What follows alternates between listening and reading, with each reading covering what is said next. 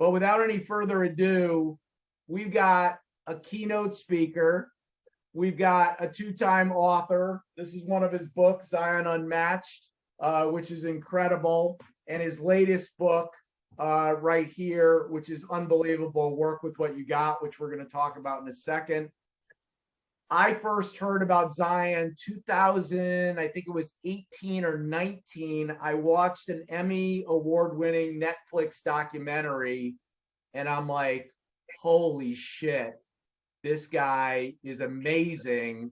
And what was cool is, I don't know if it was 3 or 4 years later, I met him in New York and have just fallen in love with who he is and all that he's accomplished. He spent 17 years in foster care. He's an all-American wrestler, an undefeated MMA fighter. He's got multiple Guinness World Book of Records. He was born with no legs, but I love this quote from Zion: "You don't need legs to leave a footprint on earth." You might have seen him on the Ellen Show or Instagram. He's got like 1 million followers on Instagram. He is an absolute legend. So before we get into it, Kathy, get us started.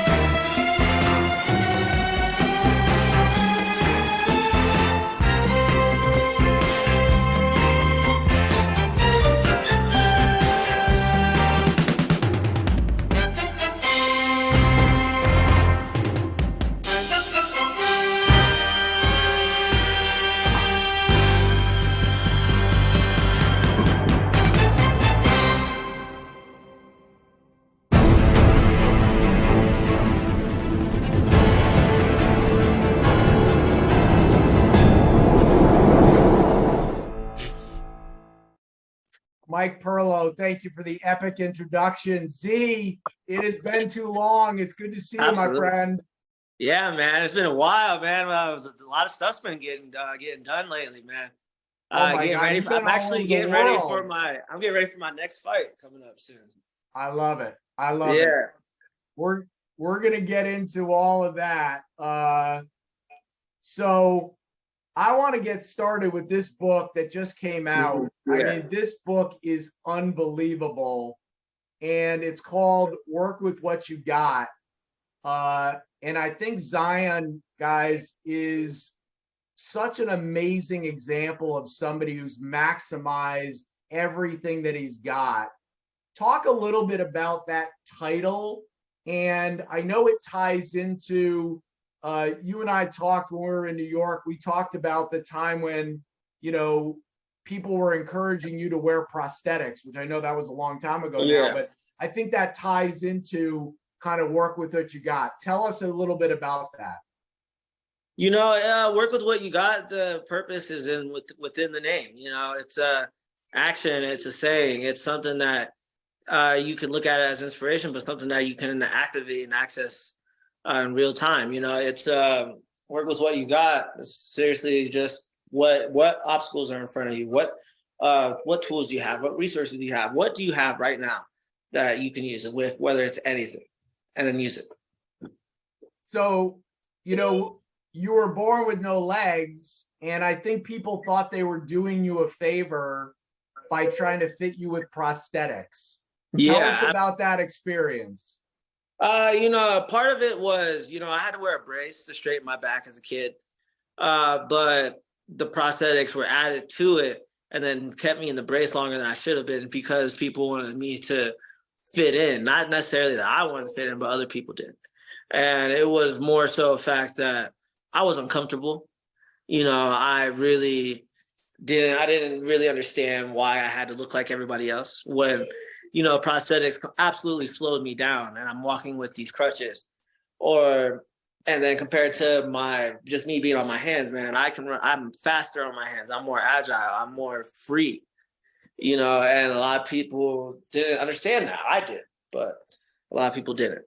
I think what's amazing, Z, is people literally work their whole lives to try to fit in and try to quote unquote be normal.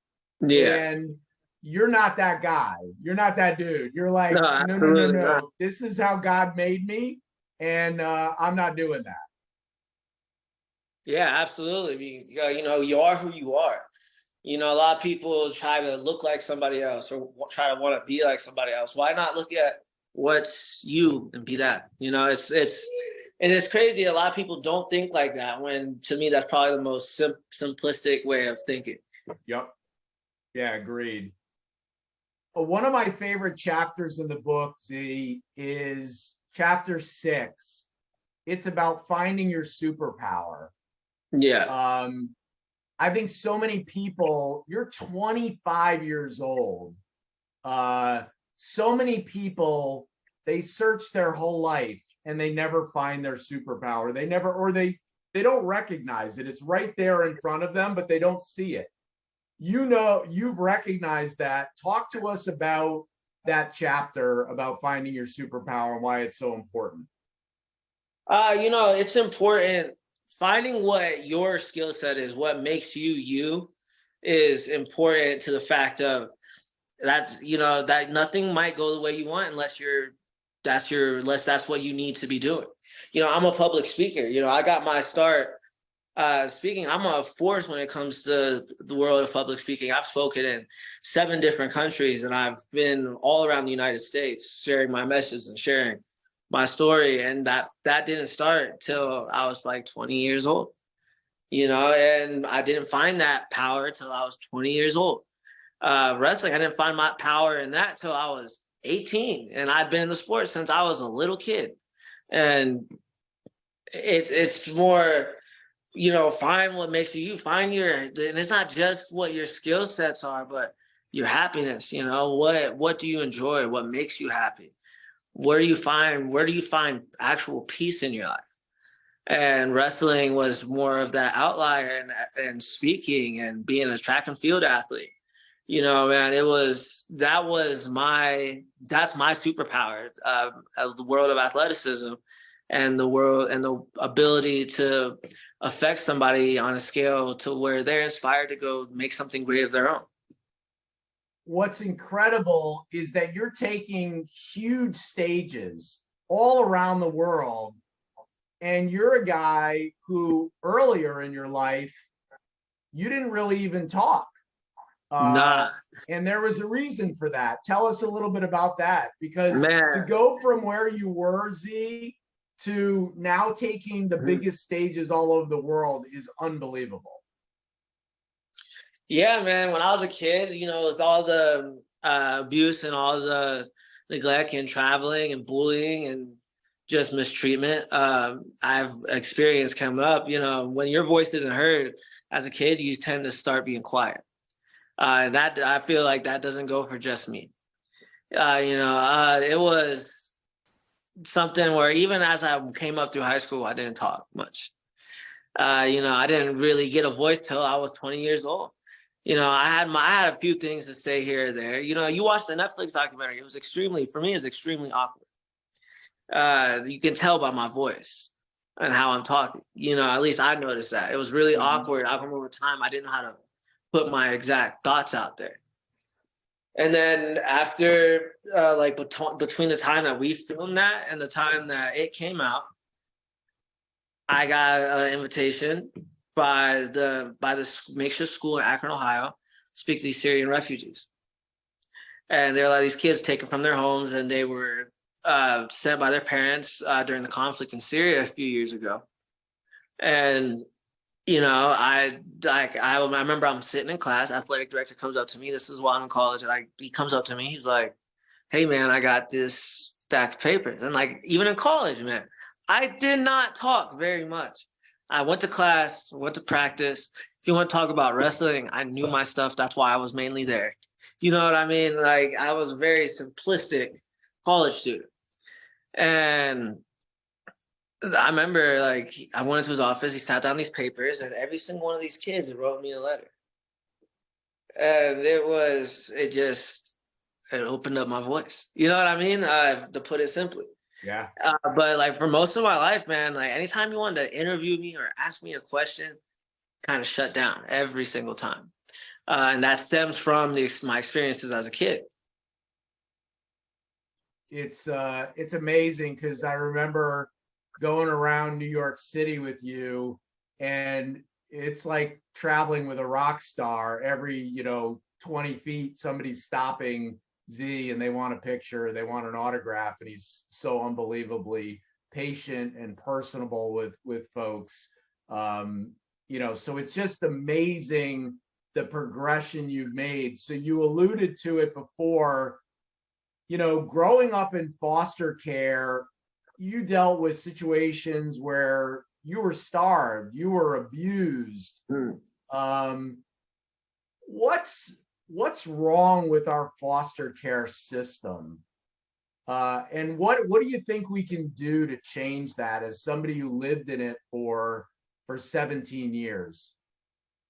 So one of my biggest missions right now is to help get the foster care system to a place where the place is supposed to be. I've traveled all across the United States, met with heads of different organizations, and sat them down and talked about what we can do. Because back to what we were talking before, like my voice is finally being heard. You know what I mean? So now I have that ability to say, hey, this needs to be looked at. Somebody's going to listen. So I, like, over the last couple of years, sat down the biggest organizations in California, biggest organizations in Ohio, biggest organizations in Florida, and I have laid out a plan for them. Some of them are doing, the one in Florida is doing a phenomenal job. They're called All-Star Program, and doing a phenomenal job with these kids where they have them on this like just massive plot of land. And they still go to normal public schools, but the foster parents live on this land. It's like a college campus. And they have access to doctors. They have access to they have access to everything that they need, from emotional standpoint to a psychological standpoint to a mental health standpoint to a physical health standpoint. You know what I mean? These kids are being absolutely taken care of. And I heard about them, and I went out there. And I remember I was talking to the kids, having fun, doing their little activities with them throughout the property.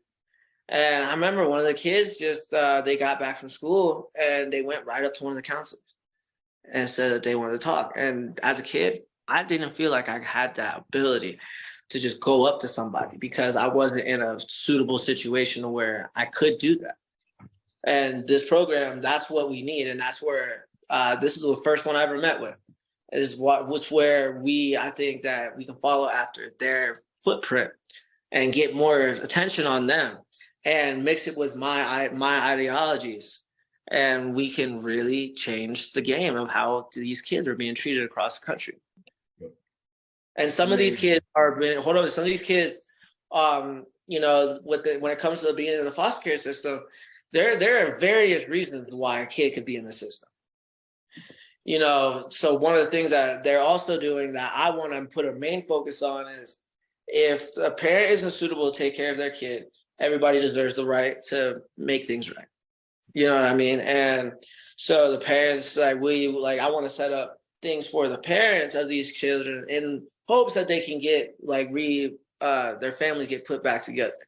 But in the chances that it doesn't, we still have a suitable program for them, so they can still come out as outstanding citizens. After 17 years, you found somebody who's now your mom, Kimberly. Yeah. And I remember seeing you guys on the Ellen show. And tell us a little bit about Kimberly and what she's meant to you in your life. Yeah, my mom is amazing, man. There's not much. There's not much that I could say that would praise how much she's done, because there's too much. My mom has done a lot for me, taken me out of some of these bad situations, some of these bad habits that I had developed over a long time of just mistreatment and just being outside, man. I experienced the real world way quicker than most people. And so with that being said, she was able to help me control my feelings, control like how I felt, and, took care of me actually. I pulled up to my mom when she got me, and I was a skinny kid, man. Like That is hard to skinnier. believe now. I Holy know, right? moly. Skinnier than like a 17-year-old kid should be. Like I didn't have no muscle mass. I wasn't super, like I was strong, but like I wasn't all what I look like now, not even close. And I remember I started getting like 3 full meals a day, and it really like changed the game, at least for like my health at that standpoint. And my mom was like, it's not just my mom, it's my entire family, man. My sisters, my uncles, my grandparents, my great grandpa Willie. They have all played a part in helping me develop who I am from a standpoint, from the first point that I have that I arrived there back when I was 17, 16. One of the things I admire the most about you is your attitude about no excuses. I mean, Yeah. you take it so far, you've got it tattooed on your back. Yeah. And I think we live in a world where excuses are easy because excuses make you a victim. And when you're a victim, you never have to take responsibility for anything. And, people say, well, I couldn't do that. I had a hangnail, or, I had a little bit of a headache. And here you are coming up in foster care, being born with no legs. And how did you develop that attitude of no excuses? I have to credit that to wrestling. I was in high school, and it was my senior year actually. I didn't develop it until I was about 18. I was still like growing up. I was still, even on the wrestling mat, I was kind of finding myself, developing what kind of style I had, how hard I needed to work to get to where I'm at. I was still figuring all those things out. And I remember I was at this tournament, and I went up against one of the best guys in the state of Ohio. I wasn't ranked at this point. And my coach said, he's the one that said it to me, and I remember the dude that took it into overtime, and I had just like tore my shoulder. It was bad. Like I was thinking about like throwing the match. And even in overtime, he would have got the dub because I couldn't really walk well. My coach, I remember, he picked me up on my singlet and like smacked me in my chest as hard as he could and told me, no excuses, you're about to win. And I was like, okay. You know what I mean? Like, I'm like, okay, like what else? I can't really explain how there wasn't no big moment, big set of moments. Like he said that to me and I went out there and I won. You know what I mean? And after that, I was like considered one of the best wrestlers in the state of Ohio, according to the rankings. And man, let me tell you, like after that, I felt like I could do anything I wanted to. And that's why I ended up getting so far as an athlete, honestly. His name is Percy McGee. He said that to me. And he just lit something. He just lit something in me, and just, dude, I exploded. You know what I mean? I absolutely love that. And for those of you, my son, my oldest son was a wrestler, and he was on the national team. And I will tell you, being a good wrestler is tough. Being a great wrestler in Ohio is a powerhouse wrestling state. So what Z accomplished in wrestling is absolutely incredible. One of the things there's so many things I admire about you. I love when I've heard you say this a bunch of times. I love to defy expectations because people, I think, put limits on you. Why do you love to defy expectations so much? It's not even defy expectations. I already know what I want. It's the people that are doubting what I am saying I believe in and what I can accomplish. And with that being said, people are, their eyes aren't open to what possibility is. People get stuck in the same situation, or they get stuck in a certain mindset, and they don't know how to expand the thoughts and expand the limitations of creativity. And for me, like for MMA, nobody thought I'd be able to get in the cage. Nobody thought I'd be able to get in the cage and win. You know what I mean? And I won as a professional. You know what I mean? So why not? Why doubt? You know what I mean? That's why, that's when the thing comes to play. I like to defy expectations. I already know that people would think that somebody like me could fight, but I've been on a track to get to that point anyways. You know what I mean? So here's the thing. Either I'm going to get knocked out or I'm going to figure it out. You know what I mean? There's one of two things that can happen. And I figured it out. You know, and that's part of defying expectations. I'm not going out my way like, oh, you said that I can't do this. You know what I mean? I'm not doing that and like, oh, I'm going to go do it now. No, I know what I want to do, and I'm not going to step out of my comfort zone for something stupid. You know, I know I have my goals and I have my aspirations to be a great athlete, be a great speaker, be a great track and field athlete, be a great fighter. You know what I mean? And a lot of things people said I couldn't do it, and a lot of things I'm doing. I think one of the things a lot of people don't know about you is you're an incredible musician. How many instruments do you play? 7. I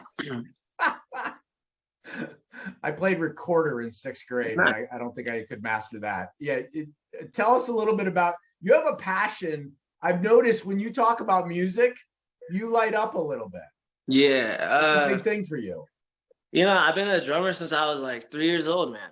You know, I got my start in music earlier and figured it out very early.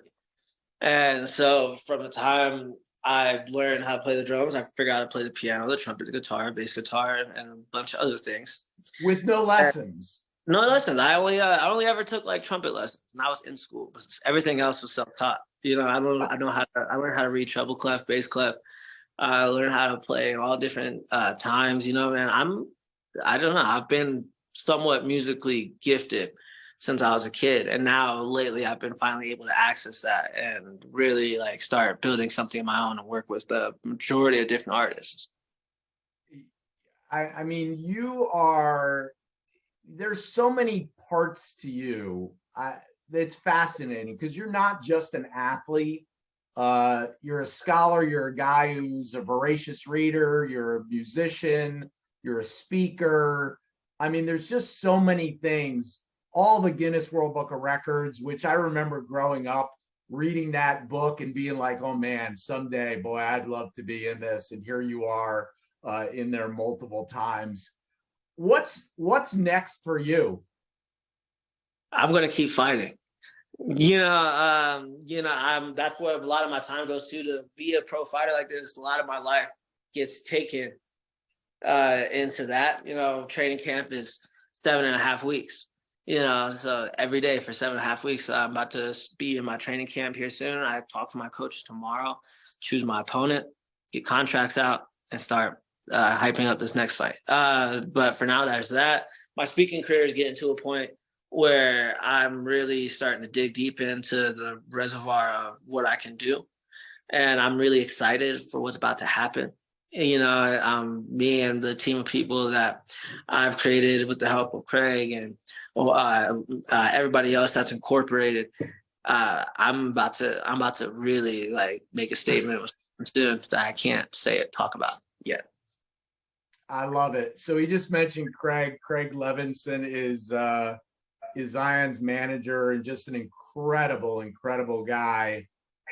We've got a ton of people that have questions for you. Before we go to the first person, Kathy, can you pop up a picture? I want to see. There we go. So Craig's in the middle. Z, I don't know why I'm dressed in a jacket. Look at me. I look like a jackass. We sat down at a little coffee spot, I think. Exactly. Yeah. So our first question is going to the man on the right, Mr. Scott Garber in Florida. You're up with Z. That feels weird to hear. Scott Garber from Florida. I'm still getting used to that. Yeah. Z, my man, long time no talk. Yeah, what's up? No, it's good to see you though, buddy. And you look great. Congrats on the fight again. My question is, look at man, I've had the opportunity to get to know you pretty well. Understanding where you came from and where you're at now, not many people have the success in building a brand, right? And you've been able to do this both in the arena, in the octagon, and just everyday life when you're on your skateboard, you know, scooting around. Talk to me about what that relationship was like when you met Craig, and what that journey's been like, taking your story public, you know, sort of following Ellen and the Netflix to where you're at now. Yeah. I think it'd be interesting, some insight there. Yeah, so crazy. I've only known Craig for like 4 years. You know what I mean? I met Craig when I was like kind of like in my 20s. Yep. You know, so before that, you know, the Netflix thing had already came out. Just like, you know, I was kind of just doing everything by myself. I actually have another manager named Tony Marirosi that I work with that does a lot of things on the other side. When Craig's not with me, when Craig's with me, got this guy, Cleveland, Ohio. But you know, it was getting to a point. I remember like after the Ellen show, I met the week of the Ellen show, I met like Craig. I met my teammates were some of the most savage guys on the planet. Some of them are some of the top ranked guys on the planet. I remember my coach told me, excuse my language, if you don't want to work hard, get the fuck out my gym. You feel me? So, you know, he said, you know, there's a lot of things that happen in that one instance, me just getting to California. And then when I went back to Ohio, it started blowing up. And then come back here, started building a good relationship with Craig. You know, we were boys first. And then next thing you know, I remember you know that Z logo I got? Yep. Yeah. The lightning bolt one? Yep, the lightning bolt. I remember I drew that in the back of a car on a night out. You know what I mean?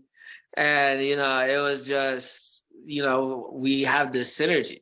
And so he asked if he could help me keep building my stuff. And I was like, dude, I would absolutely love help because I didn't know what I was doing. You know what I mean? So he stepped in and started managing stuff, started correlating with Tony. And they have, over the last 4 years or so, we have really exploded onto the map. And I still get to do exactly what I like to do. And that's a focal point that they have made happen. Like I can be comfortable and chase the things I want to chase. And, you know. Listen, I won't jam up the line, but to watch the dynamic that you and Craig have developed and the way you're able to just go be Zion, I think we could all learn a lot from that, right? You need a good support in order to be your best self, right? Absolutely. The support system is everything. So awesome, man. Well, listen, I'll be out to LA soon. It's good seeing you. Yeah, absolutely, man. All right. We go to Randy Ostrow in Florida. Randy, you're up with Z. Thank you. I'm going to make a comment up front. You seem a lot older than 25. Like your wisdom, and I think you mentioned it because you grew up quickly because of all of these different circumstances. The idea that you're 25 is hard to comprehend, actually, because I have 2 kids a little bit younger than you. My question is, because there's a lot of people on this call that have kids that are teenagers and coming up, what advice would you give to a 15, 16, 20-year-old that's just entering the world that they, no matter what path they're going on, would be helpful wisdom to make their mark? And thank you. Yeah, I think that they just need to really focus on what makes them them, you know, and that's a hard thing to find when you're a kid, you know, and I'm gonna be real with that, you know, not everybody my age is doing what I'm doing. You know, and so to get to that certain point of mindset thing, it takes a lot of repetition, you know, get into a good habit of doing things, you know, find your niche and chase it and work as hard as you need to. Thank you so much. Absolutely. Nice meeting you. Same here. We're staying in Florida. Paul, you're up with Z. Wow, Zion, I just want to say I'm so inspired. You know, you're 25. I turned 26 in March, and I've been in the adult world since I was 16. Your story is so inspiring. And the question that I have for you is, you've met so many people from your journey. Who's been the most impactful person that you've met, and what did they teach you? And then I have a question. I started a live show 8 weeks ago called Impossible Equals Impossible, and it's all about limitless potential. I would love to have you on it because you, my friend, are the epitome of, you know, impossible equals impossible. Yeah, let's talk for sure. Yeah. But shoot. Say, what was the first part of your question again? I'm so sorry. Who's the most impactful person Oh, that okay. you met in your life, and what did they That would teach you, or be, what was? yeah, I already know. Well, that would be my coach, Percy McGee, the guy that taught me that that mental thinking of no excuses. Because not only did he instill that into me, he was one of the reason why I can go round after round after round after round and build that mentality is because of that guy. The reason why I got so strong is because of that guy. You know, the reason that I know how to change a tire is because of that guy. You know, the reason I figured out how to move around is because growing up, I had him kind of stepping in as a parental figure. You know, when I couldn't get to a wrestling match or like a family wouldn't take me, him or our head coach would drive to my house and pick me up. And like, I would never have money. You know, the kids were, my families didn't support me whatsoever. So I wouldn't have money or food. I would have my wrestling singlet and I'd be ready to go because that's what I really wanted to do. And they would pick me up and they would take me and they would feed me and I would get to wrestle. You know, they only required me to work hard and I learned a lot of things from them. Awesome. So grateful to be here, and you're definitely a legend, my friend. Thank you for sharing. We're going to go across the pond to England. Isabel, who I don't know if people know, Zion is also an actor. Isabel happens to be an actress. Isabel, you're up with Zion. Hi, Zion. How are you? I'm very good. I'm very grateful to be here. What an amazing man you are. And so I have a question that I was not expecting to ask, and I've met you just at the right moment, I hope. I've just run the London Marathon. I raised money for Children with Cancer UK, and I'm looking for a charity to run New York for. Does All Star partner up with New York Marathon? Do you know? I am not sure. That'd be something that I could look into. You know, Oh, no, you're no, way too I love stuff like that. You know, I partnered with I was in Atlanta for Huncho Day, and I partnered with Quavo, Legends, and a lot of other NFL athletes, and it was for charity for singles. No, it was for Takeoff's Rocket Foundation, which is combating against gun violence, get kids off the street.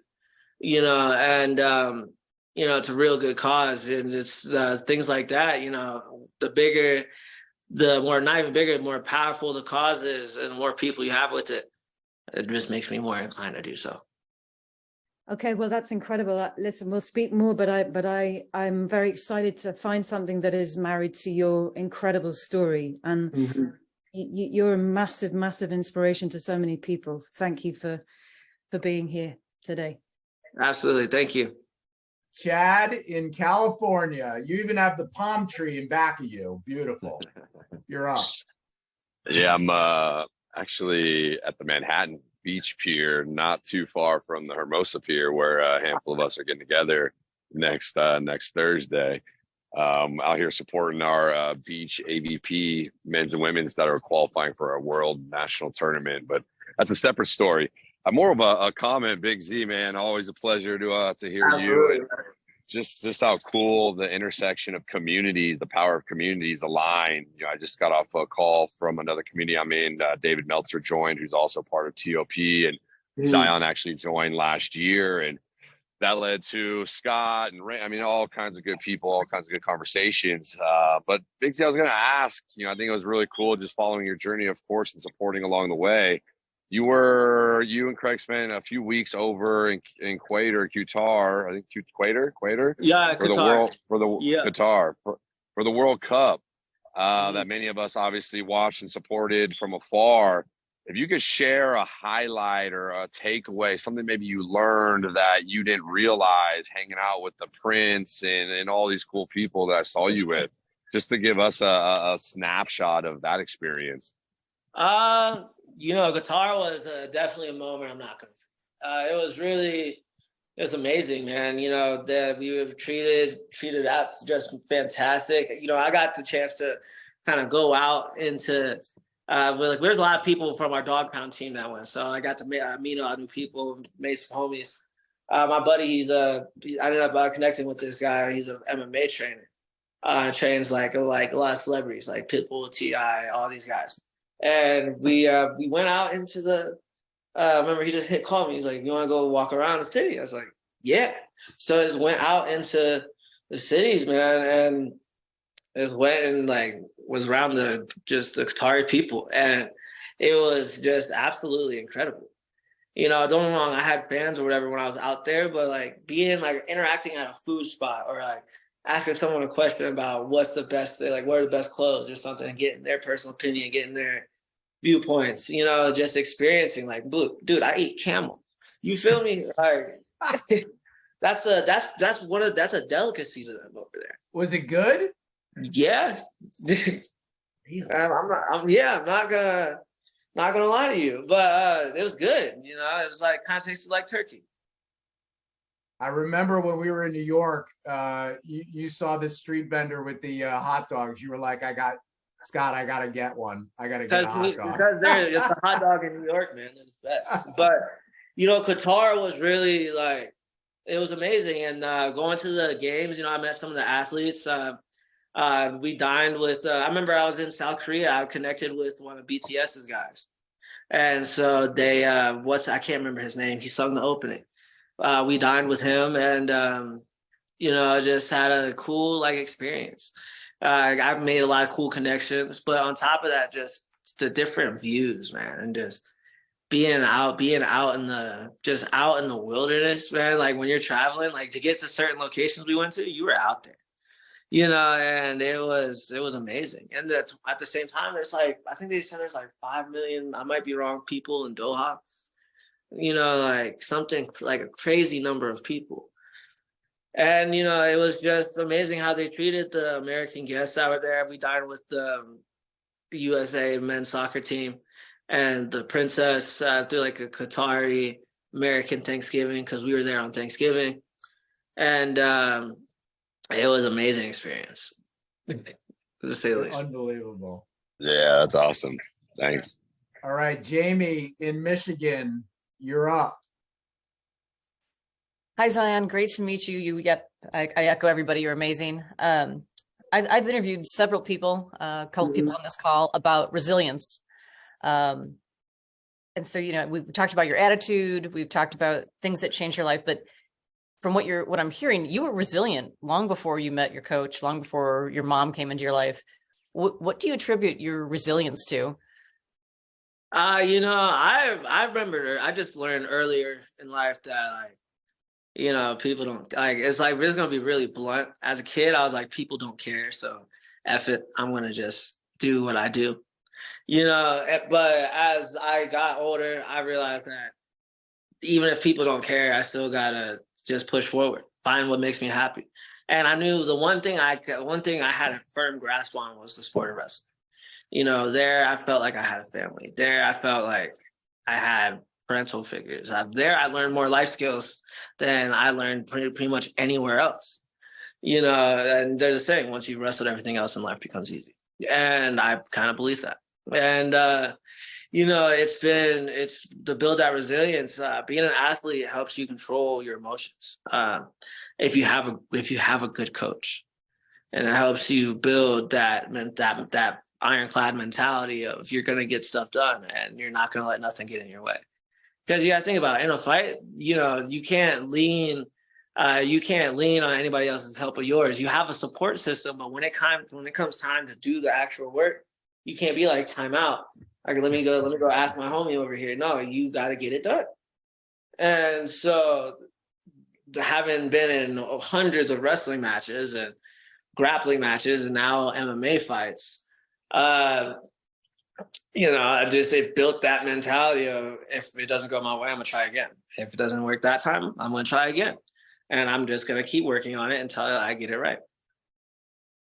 So I think you were born with that resilient attitude. It sounds like I said, you had a lot of things to overcome even before that coach. That's oh no, I was experiencing a lot of that stuff going through the system. You know, I started wrestling when I was 7 years old. You know, yeah. So every time I moved schools, like for some reason, the only thing I could do would be allowed to go to wrestling practice, but like that's it. So I took advantage of that, and as a kid, I learned how to keep my emotions under control. Don't get me wrong, I had problems growing up fighting, but as I got older, I learned more control because I was working harder. And each year, you got to work harder and harder and harder and harder, especially if you want to be a great athlete. But now I found out that it wasn't just for that, but to be an outstanding human being too. Well, you certainly are, and I'll reach out too for some speaking engagements with some Absolutely. disabled vets. I think you'd be a fantastic keynote for disabled vets. Absolutely. Thank you. Thank you. Bruce Shutan, you're up. Zion, boy, your story is blowing me away. Thank you so much. You're such an inspiration. I'm wearing my Los Angeles t-shirt in your honor. I'm sorry, sweatshirt, not t-shirt. But anyway, so you and I are kind of kindred spirits here because I'm a fellow drummer on the side, and I was stunned that you play 7 instruments as a drummer. I'm wondering, how do you do that in terms of the footwork? And who was your favorite drummer as an inspiration? My favorite drummer is Tony Royster Jr. He's amazing. I've been watching him since I was a kid. I've always blown away by his technique and how fast his just speed is across the set. And not just that, but the accuracy. And then the way I play, I take a throne. I usually like my throne on my sets. I have 3 different drum sets right now. So my thrones on my sets, it's a simple throne. And I just make sure the rubberized pieces on them are big because I put them on the bass pedal, put them on the hi-hat pedal, and I shift my weight. And it took a lot of years, but now I can shift it to point to the exact precision I need to at any speed, anytime. If you want to see him drumming, go on his Instagram and check out. There's a couple clips of him drumming, absolutely unbelievable. Alex in Florida, you're up. I'm speechless. I have to take a second. I mean, Zion, I was thinking, like I put on LinkedIn today, I'm just grateful for Scott for putting people like you in my orbit. Even that close to me whatsoever. I mean, your story is so inspirational. I kept on thinking like of a quote. Tell me if you've heard of this quote. I had to write it down again because, it's just like coming back to me when I hear your story. It's Brene Brown has said it, and I don't know if it was attributed to her, but it's the root of joy is gratefulness. And it's not joy that makes us grateful, but it's gratitude that makes us joyful. And I think from you, I felt like most people probably, like get joy out of, they find things to get joyful with, go on vacations and get things and go to and like get things to be, grateful. I have all these things, and that'll, through joy, that'll be grateful. But you actually, it seems like, are the other way around, in that you're grateful for, kind of what you have, like make, like you said in the beginning, make do with what you have. So I guess my question is, a lot of people, I look in you in awe, but I feel like a lot of people look at you, and you said like people's minds aren't open. They probably look at you and go, oh, his life's so hard. He probably wishes he could be normal, quote unquote. But what do you do when you see, I don't know, I guess it's 2 questions. It's one, I was going through social media, and you still have, awesome comments, but you have also people that are just disgusting. And one, do you still get affected by that is the first question. And then 2, if you, how do you deal with like some of the negativity or kind of closed-mindedness that you might get in your life? Okay, 1, it doesn't affect me. 2, I kind of laugh at it because, it's to me, if you're that small-minded to hop on a screen and tell somebody about themselves that you don't know in person, what are you really doing? You know what I mean? Like you're trying to just irritate me to get a reaction. And sometimes I do respond by telling you that that's funny. You know what I mean? Because it is. And because some of the things they say, some things that people say are so like disrespectful, but like outlandish, that I have to laugh at it. You know what I mean? And like, I'm a very just real, I like to be real chill. Like Only time you ever see me amped up, if you're interviewing me about being ready to fight, I'm a whole different person. But like, this is like, I'm just like, I'm letting you see what I want you to see. And if you have a problem with it, don't follow me. You know what I mean? That's as simple as that. People, and then they follow me. So those people are technically my fans, along with everybody else, because they're trying to troll me and they follow me to troll me. You know what I mean? Such a good lesson. Good on you. Yeah. Ignore the haters or laugh at them. Sunny in Arizona. Sunny, you're up. Thanks, Z. Thanks for blessing us with your story. I think it puts a lot of things into perspective for all of us. But I'm a total nerd when it comes to what makes the champion mind tick. And so I'm curious. I think people with traumatic or difficult backgrounds and upbringings, they really can tend to struggle with that why, that kind of purpose in life, and get caught up in that. It reminds me of David Goggins and how he talks about dipping into the cookie jar, which is just that dark place to be able to push himself forward. And so I'm curious, have you always leaned into kind of the resilient, more positive side of things, or do you have to dip into that cookie jar sometimes? You know, I try to lean on resilient and positive, but you know, sometimes life sucks. You know, and it does, and it gets hard. You know, as a fighter or as a wrestler, there are days where you might have gotten crap beat out of you yesterday, and you got to get up early in the morning, you know, and do it all over again. Yeah, and do it again. You know, that's why a lot of people don't do what we do as fighters, as high-level grapplers, as high-level wrestlers, because there's doing it and then there's really doing it. You know, and people don't understand that when you're hyper focused on some things like that, you're going to get done what you need to get done, regardless of how you're feeling. And so when days are crap or when something doesn't go well, I lose money or lose out on a big deal or something happens that just ruins my day. You know, I've had crazy stuff happen to me. A couple years ago, this guy smashed my windshield with his skateboard, you know, like stuff like that ruins your day. Right. You know, you gotta look at life with a grain of salt and keep pushing forward. Thank you. Jason Starbuck in California, you're up. What's going on, Zion? How you doing, man? What's up? I'm sure we have some mutual friends, pretty heavy in the martial arts world as well. And I had seen you over at, you may remember, I think you were at a Muay Thai event here in San Diego about 6 months ago. Oh, yeah. Yeah. Kind of a smoker at the hotel. And this might just be a fighting question, but I think that scenarios that you have, and I think we all have these scenarios, but on a fighting question, going from wrestling to grappling, then going, I'm going to do MMA, you've just added legs to that. What was the conversation with your coach and saying, how am I going to cover distance by not getting hit with these legs? And I think that I'm just going to close it with this, is that I think it's because life is about positioning.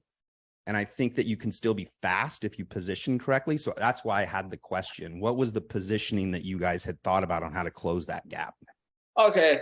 Yeah. So one thing about me being a fighter, I'm not to sound like I'm gloating, but I am known for being ridiculously fast and getting to my positions where I need to be. And I've trained a lot of accuracy. You know, if I go to grab something, I'm going to grab that. And it's nothing that doesn't happen without training. I've just done an insane amount of training. And my coach, a couple years ago, I told my coach 3 years ago, I said, I want to fight. And he looked at me, he said, no. And I was like, why? He's like, you're not going to fight. And I was like, okay, I'm going to work harder. And I think he told me that he did that just so I would work harder because I wasn't ready. But he said that I could figure it out, you know, like about 10 months ago. He was like, Z, come here. And I walked up to a practice. Like, and I've been like, at that point in practice, I've really been rumbling with everybody. Like, some of my teammates are some of the best fighters on the planet currently right now, whether it's Bellator, whether it's UFC. And so like, I was sticking with these guys, like, and coaches telling everybody, get out your Z, get on Z's ass. Like, everybody, like, beat Zion up. You know what I mean? Like, straight up. And it's like, with them being that high caliber, either you're going to get beat up or you're going to figure it out. You know what I mean? And I wasn't about to get beat up. So, you know what I mean? So Yeah. it's been just, and you're right, Positioning is great. My angles are almost always perfect. You know what I mean? So I just like, for positioning, it's speed, positioning, and accuracy. And your knowledge of what your technique is. It's cool, man. All right, guys, we've got 5 minutes left and 3 questions. We're going to try to get them all in. So Bruce Pulver, you are up. Zion, thank you. Shout out to another drummer. Great to meet you. Thank you for sharing your story. I have a question. My question is, I've had the opportunity recently to engage in some adaptive golf clinics here in Atlanta, where I'm working with amputees and traumatic brain injuries, and just those that have special abilities is what I call them. Not everybody's where you are. So my question would be, as someone volunteering in those kind of situations, what are the right ways to encourage those that we're working with that will really count and will really help lift them up? Thank you. So you want to know how to encourage people to lift them up for like when you're trying to accomplish things like that? Okay, yeah. So I would say, you gotta be in front of the right crowd, to get things started. If you're trying to build something, you need to be in front of the right set of people that have that same mind question. But then I'll say for the golfing thing, which you piqued my interest in that, by the way. I just took my girl, I went golfing with my girl on her birthday like 3 days ago. And I couldn't golf because I don't have adaptive equipment. So when you said that, I just like, you know what I mean? So you got to appeal to who you're talking to. You got to know who you're talking to, especially for something along those lines. Like, for instance, for like that adaptive golf equipment, the Paralympic Committee would be your top choice. There's hundreds and hundreds of top athletes that are like me, that are doing incredible things, that would like to be a part of something like that, that probably wishes that they could go. You know what I mean? I'm one of them. And so with that being said, just really just lay it out on the table. Like, this is what we can do. This is what our mission is. This is how we think we can change the world. And if you're in front of the right people, it'll happen. Next thing we know, we're going to see an Instagram story with Z at a driving range crushing a golf ball. I could see it already. All right, 2 more questions. We're going to Lindsay in Indiana, and then we're going to Mike in New Jersey to wrap it up. Thank you. And I love how you are showcasing it doesn't have to take forever to create your version of success. So thank you for that. And I am super curious about what you have taped up on the wall, that picture, and what it means to you. Oh, that's just a friend that drew that for me. Yeah, he's just an artist, so he drew that up. So I put it on the wall because it's actually like really dope. So that's a pretty simple question. That does not have no big meaning, just a gift. That's perfect because we got 2 minutes left. Mike Perlow, you're our cleanup hitter. Bring us home. Boy, okay, just call me Big Poppy. Zion, so inspired and blown away by you and your story. And I want to put a little twist on my question here, which is, we all, as one who's very self-motivated, and we all run into people who either are, woe is me, the world's against me. I have teenage boys who I'm always telling, no matter what your challenges are small, your life is relatively easy. How do you deal with people who you come across who are just so obviously not self-motivated, but also just putting a million emotional roadblocks in their way just out of like their own self-pity? And I'm not saying they should all look at you and say, look how easy they have it, but just as somebody who's overcome so much, how do you mentally deal with people that you see just have it so easy, but can't get out of their own way? You tell them it. You sit them down. I'd be like, look at what you got. Look at what's around you. Look at the people that are here supporting you. Look at what is going on in your life, and look at what your reality is, and look at how you're feeling. You know what I mean? Because if they don't match up, something needs to change. And for somebody that has everything around them, sometimes, in my opinion, like my own friends, they work really hard and they have a lot of opportunity. And like I'm talking about the cats I grew up with. Sometimes I remember coming up, we would sit each other down and be like, dog, you are messing it up. Like, look at what you got for going for it. You know, and you need to stop doing all this other shit and get on what you're successful at. Get on what you're good at. Love it. Guys, this has been an unbelievable hour. Do me a favor, pick up the book, work with what you got, leave an Amazon review for Z, follow him on social media.